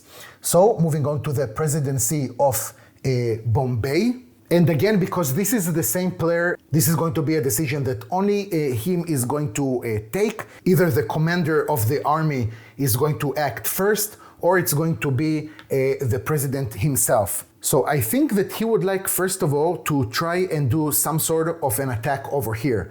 but for an attack, you'll need to spend some money, right? So we can see that hiring both of them is going to cost 8, which is something that we don't have. So the blue player would like to trade, okay? So he's going to start from the home port, right? And because he has only 2 ships over here, he will be able to trade in 2 positions, right? So it can be either here and here or here and here. So obviously, since this is 3 and this is 3, he will prefer to stay over here, because if we're crossing the border, as you remember, we'll need to lose one of the dice. So he's going to spend for it only 4 pounds. So we have here a 2 plus 2, that is 4, and that will give him 4 dice. So let's see what we have over here. So we do see that we have here a success, right? Because we have here 1. So let's see what's going on. Again, he has 2 ships, so he can fill 2 orders, and he's going to use the writers that he has right now in his presidency. So let's start with this one right over here, and then the second one right over here. That means that the company's capital is going to grow by 7. So from 0, we're going to have 7 pounds. And then, because he filled 2 orders, the blue player is going to receive 2 pounds for it. So let's put 1 and 2. And also each writer is going to receive a pound, and that means that the purple player is going to receive a pound, and again the blue player is going to receive a pound. So let's cover it, and like this we know that we have filled these orders. And that's it, he cannot do anything else, and we're going to move to the president of Madras. So here we have quite a lot of things to do. We can trade, we can also maybe hire some local alliances in order to do some damage, let's say. First of all, we can see that hiring these 2 local alliances is going to cost us 7, right? 3 plus 4. So he can cover it, but that means that he's going to receive 4 dice. Now the thing is that in Madras, as you remember, because we had the peace event in the previous turn, that means that right now in Madras we have 2 tower levels. And that means that if we'll have here a combat, then we're going to be able to throw here only 2 dice. 2 dice is not a lot, it's 56% of succeeding. It's really not a lot. But also we have here only 2 ships, so we'll be able to either trade in these 2 or we'll be able to trade in these 2, which is also not a lot. I think that for now the purple player would not like to take a chance, and he's only going to trade, here it is 9, here it's 12, so he's going to try and trade over here. So he would like to throw 4 dice, that means that he will need to spend 5 pounds. So we have here exactly 5 pounds, okay, we're going to put it back in the general supply, and we're going to take 5 dice, but don't forget that because we're crossing here a border, we're going to take out one of these die, and we're going to throw and see if we have a success. So that is, you know what, just to show you what's going on, let's say that this is 5. I don't know how you're house ruling things, but right now we have here a catastrophical, okay, failure, which is pretty cool that we're seeing it right now. So if we would have had a normal failure, and that means a 3 or a 4, the president can try and trade again if he, of course, have the resources. But here we had a catastrophical failure. That means that the action has like catastrophically failed, and he cannot try and trade again. So that is it for the president of Madras. And of course, he doesn't have enough money to do anything else. So that is it for him. So we're moving on to the president of Bengal. Now here we're going to have a few interesting things. So as a reminder, now the region over here belongs to Bengal also. And here we can see that we have another position, and that is the governor of Bengal. So let's see what are the things that we can do. First of all, on the left side of the card, we can see how many dice the governor of Bengal will have in order to succeed in one of the operations that he has. On the right side, we can see what will happen if he will succeed. So first of all, he will be able to tax the region of Bengal, and that means to add 2 pounds either to the company's balance or to the president's treasury. That means, of course, to the presidency of Bengal. Or he will be able to hire another regiment, or he will be able to start building a company's ship. So first of all, we have here a few things that are a little bit new. Let's start with the law that the Prime Minister has passed in the previous turn. it says that all governors add 1 die to their dice pool. So that is great. That means that the governor of Bengal is already going to throw 5 dice. That is pretty high. But then it says that if we have a failed administer actions, we'll need to place 2 unrest cubes instead of 1. And then the other part of the card is not so important because we don't have here the governor general in play. Also, if he was successful, he's going to gain 1 pound. The thing is that if we're rolling the dice and we're going to fail, we'll need to put 1 unrest cubes over here on the region itself. But the law says that if you have failed, you will need to put not only 1, you will need to put 2. And that is something that maybe later with one of the India events is going to affect this region in terms of maybe a rebellion, and some orders are going to be closed and so on. So first of all, let's roll the 5 dice that we have over here. We can see that we have here a success. So first of all, he's going to take 1 pound. And by him, I mean that the yellow player is going to do it, right? This is the governor. So 1 pound is being added into the family's treasure of the yellow player. Then he can choose one of the results. So I think that he would like to have a company's ship. When we want to start building it, we will take this token of the company's ship and we're going to put it next to the border.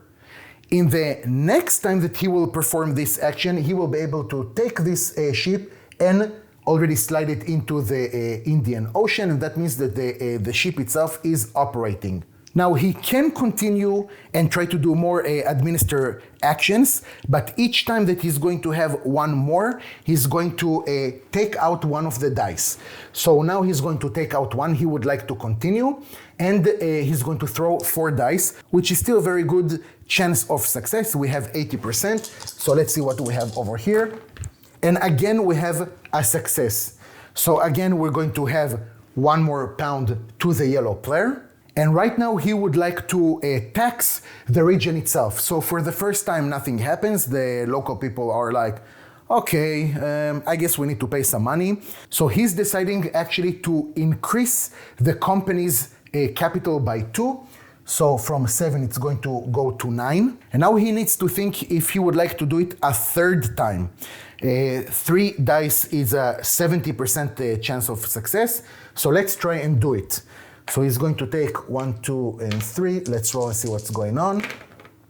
And here we have a failure. So since we have a failure, we'll need to put 1 unrest die over here in the region of Bengal. So that's it for the governor of Bengal. He can try and do it again, but he doesn't want to take really the chance. So we finished with the governor of Bengal, and now we're going to continue either to the commander himself or to the president in order to do some trade.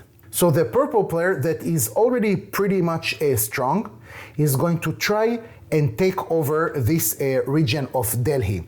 Now pay attention that this is the capital of this empire, but here we have no power, okay? We have here only the dome itself. So we will not need to reduce more dice. Usually when you're attacking an empire, then you will need to add the power of all the empire's towers. Here in Delhi, we can see that we have only 1, so the chances are pretty good. But also the purple player would like to leave something behind in order to defend a little bit, so he's asking the yellow player for some money from the treasury of the presidency in order to get some local alliances. So it does sound fair for the yellow player, and he's going to invest 2 pounds in order to have this local alliance. So let's take this 2 pounds, put it back in the general supply, and we're going to activate this local alliance.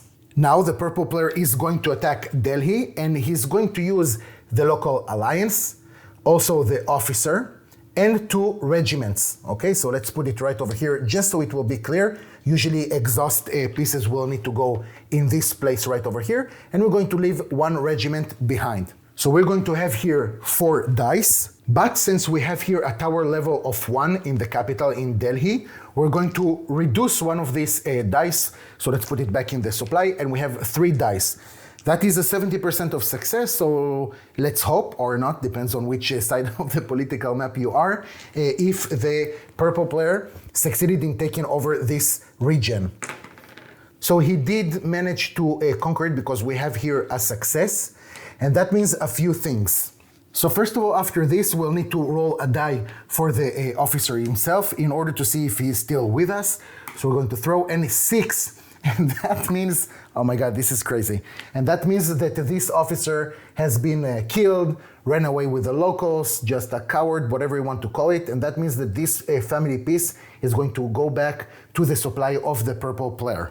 Then we're going to take the trophy itself. Okay, so we have here 8 plus 4 for each tower level that we had. That means another 4. So let's see how it's going to go. That will be a little bit funny. So to speed things up, he's going to receive 2. Then each one of those is going to receive 2. So 1, 2, 3. And we can directly put it in the general supply. Then we're going to do another round. So he's going to receive another 1. And then 3 more pounds are going to be divided by the local alliances and the regiments. So this will go to the general supply as well. Now we know that all of these are being exhausted. And this 3 pounds will go of the purple player. Now we'll need to form a governorship, and don't forget that right over here we managed to destroy the capital of this empire, and that means that this flag is going to go back to the general supply as well. This is going to go off the board as well, and we're going to form another position for the governor. This is number 13, so let's put it just like this so we'll know what is the order. The trophy itself is going to go again to the presidency of Bengal. So we know already that there are 2 regions that are connected to the presidency of Bengal. We're going to open all the orders. And since the empire has collapsed, we can take out this small flag from Punjab as well and put it back in the general supply. So now what is left is for the president of Bengal to decide if he would like to trade. He would like to trade in these 2 regions, right? He has 2 boats. He's going to spend this 3 pounds that he has, and he's going to roll 3 dice. So we have here a success, and that is great for him. So he's going to take one of the writers, as he can see right over here, and put it here. And we're going to take another one of these field orders, and we're going to put it right over here. And that means that the capital of the company is going to grow by 11. So from 9, we're going to have 20. We have 2 field orders, so the yellow player is going to take 2 pounds. And we have here another writer of the yellow player, so he's going to take 1 more pound for it. So that was a big turn for the yellow player, and we're going to continue to the next phase, which is China. But we still don't have here someone who is responsible for the trade in China, and we don't have here ships. So we're going to continue to the bonuses. Now, with the bonuses, we can see that the blue player has here 2 pounds. So he's going to take 2 pounds in his possession. The purple player has 2 shipyards, so he's going to receive 2 pounds as well. And the yellow player has only 1 shipyard, and that means that he's going to receive only 1 pound. Moving on to the revenue phase. So first of all, let's see how much money does the company need to pay. So in terms of officers, we have here nothing, but we have here 1, 2, 3 regiments. So that is already 3 pounds. That is 4, 5, 6, 7, 8, 9. So from 20, we're going to go down to 11. Now let's check the expectations. So the public expected from the company to have at least 8 pounds, and they have 11, and that means that it's pretty good. It means that this pawn is going to stay right over here and not going to continue moving to the left. So now it's time for the chairman to decide if he would like to give some dividends. So he would like to do it, especially because that means that he's going to gain 3 pounds.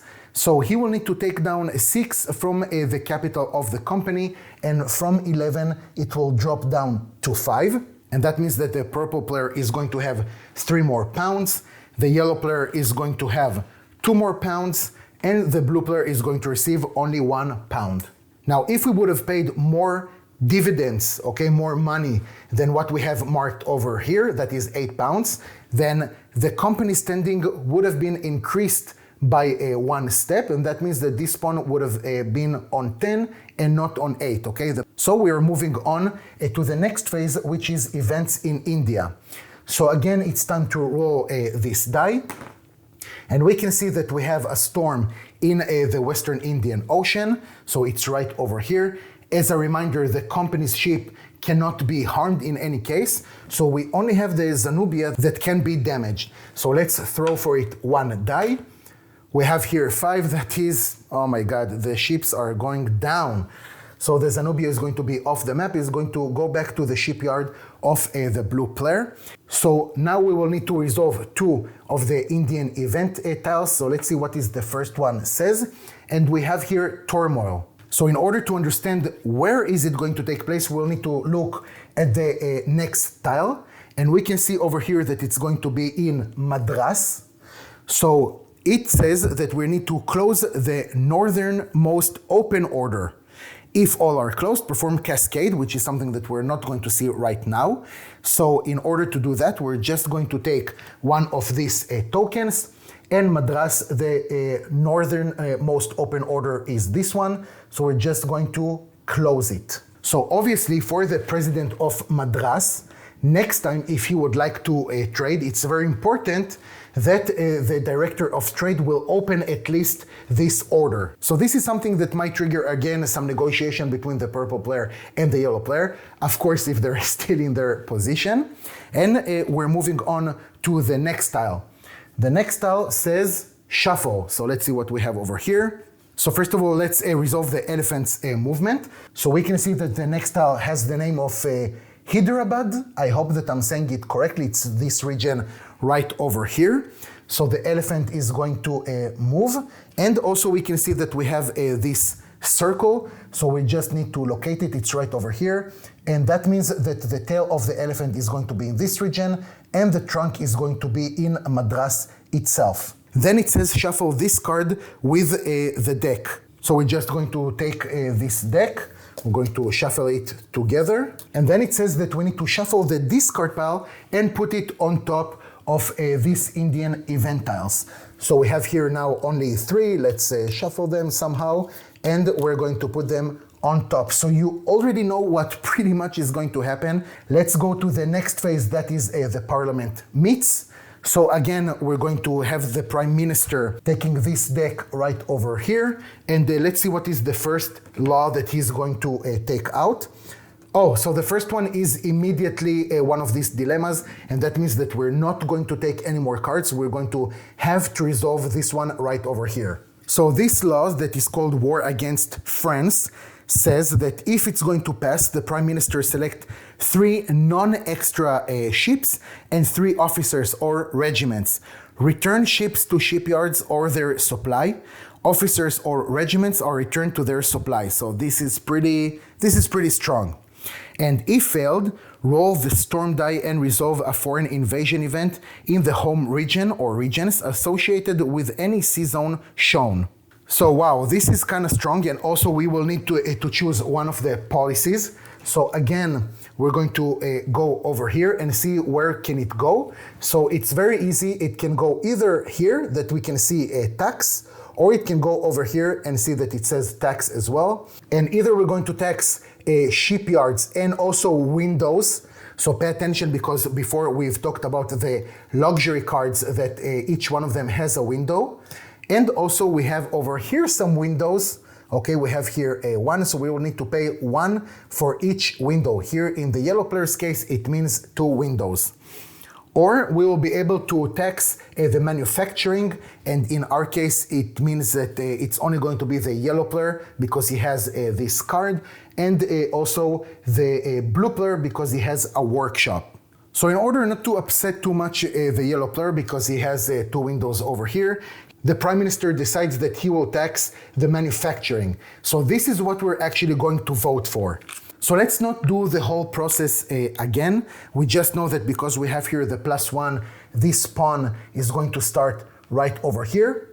And of course, let's say that the prime minister is very eager to have 1 more power token. So he's going to cast all of his votes in order to pass this law. So he has 2 because he has workshop. From 1, it's going to go to 3. And also, he has this promise card of the yellow player. So when we're turning it to the other side, it says timing and clarification. A play after a law and policy are proposed, but before any votes are cast. Oh, I'm so sorry. So Let's say that he didn't cast his votes yet. Now he's going to use it. So he's going to give it back to the yellow player. And he will be able, of course, to use the shipyard that the yellow player has. So this is already one vote for this law. Then he's going to cast his votes. These are 2 more, and he will decide to throw 3 more pounds, just, I don't know, to be a little bit safer on this. So from 4, it's going to be 7. Now, in this case, to be honest with you guys, I'm not so sure that this card is one of the things that the blue player can use, because I'm not so sure this is considered as like an enterprise, but I think no. So I think that the blue player cannot use this card in order to cast votes to his side. Now moving clockwise, it's the yellow player's turn, and he decides to vote against it, okay? Because as we can see on this card, this is a manufacturing policy. So he decides that he doesn't want it, and from 7 we'll have 3. The purple player decides that he also doesn't want it, and he has 2 votes. But both of them don't want to lose any kind of money, so it doesn't change a lot, because if this pawn is finishing on 0 or higher, that means that the law has passed. So again, guys, I'm giving it to you much more in a simple way than it actually really is, but I hope that you understood what's going on over here. So this law has passed, hooray. The Prime Minister is going to receive a token of a law that he passed. And also now it's time to do the taxing. So the blue player is going to pay £1, as we can see over here, because he has a workshop. And also the yellow player is going to pay £1 because he has this card right over here. We finished with that, and we're going to move for the upkeep and refresh. So again, the regiments are going to come right over here. Then we're going to move back the writers to where they belong. So this one and this one are going to go back to Bombay. And of course, this token of the field order, that we don't have another one. This extra ship is also going to be returned. And we'll advance to the 3rd turn. Now, usually I would have stopped here, but I do want to look at the London season again, right? Because this is the 2nd time that we're going to see it, so it's only fair. And let's start again with seeing who is going to retire. So starting with the chairman, let's throw the dice. This is 3 + 1 because this is the chairman. So he's only going to add one of these fatigue die to his possession. So we're going to put it right over here with the purple player. Then the director of trade, 3, but the yellow player has already 1 fatigue, so it's going to be 4. Still nothing happens, so we're going to have another cube added to his card. Moving to the manager of shipping, 5, that means that he's going to retire. So the purple player is unfortunately saying goodbye to the manager of shipping, and this is something that we're going to put right over here. And of course, he's going to be retired. Then we're moving to the military affairs, and 6, so also going to be retired. And let's see where it is, military affairs, that is number 4. So it's going to come just between of them. Moving on to the presidency of Bombay, that is 5. Wow, a lot of people are going to retire. So this is the blue player. He's going to take back his card and put it right over here. So we already have quite a few positions to fill, and Bombay also is moving on. And now for the presidency of Madras, nothing happens. We have only 2. And for Bengal, we're going to do it as well, and that is 2, so nothing really happens. And don't forget that we have also the governor of Bengal itself, so it's something that we need to throw the dice also, but we have here 1, so nothing happens as well. And now it's time for the players to send their family members to Florida to retire. So let's start with the purple player. He has quite a lot of money, so he's going to do something that is quite maybe crazy, I don't know. So here we have a 8. He's going to take this one and put it right over here. And that means directly 4 victory points. And he's going to do the same with the second family member that he has. So also he's going to pay 8, putting it back in the general supplies. And he's going to advance again for victory points. So he's already on 8. And now for the blue player, he will decide that he doesn't have so much money. He's going to spend only 4, so 1, 2, 3, 4, putting it back in the general supply, and he's going to come right over Here he's going to have 2 victory points, and now it's time to choose the card. So obviously the purple player is going to choose first. He is going to choose this one right over here. So it says that you may no longer enlist writers as your family action, which is kind of harsh, but we can see over here that he's going to pay for him £2. So the purple player is going to pay 2, but it's going to give him 2 victory points. So he already has 10, which is quite a lot, we can say, which is really not bad for this phase of the game. And we'll have the blue player that will take actually the blackmail card, because he wants to make sure that he can pass another law maybe later on or use it in another term. And don't forget, of course, that the yellow player will need to pay £2 as upkeep, right? Because he has 2 family members in this retirement home right over here, and each one of them will cost him £1. So we're going to take these £2 and we're going to put it in the general supply. And that's it, guys. That was 2 full rounds of John Company's second edition. I hope you liked it. Thank you very much for watching, and see you next time.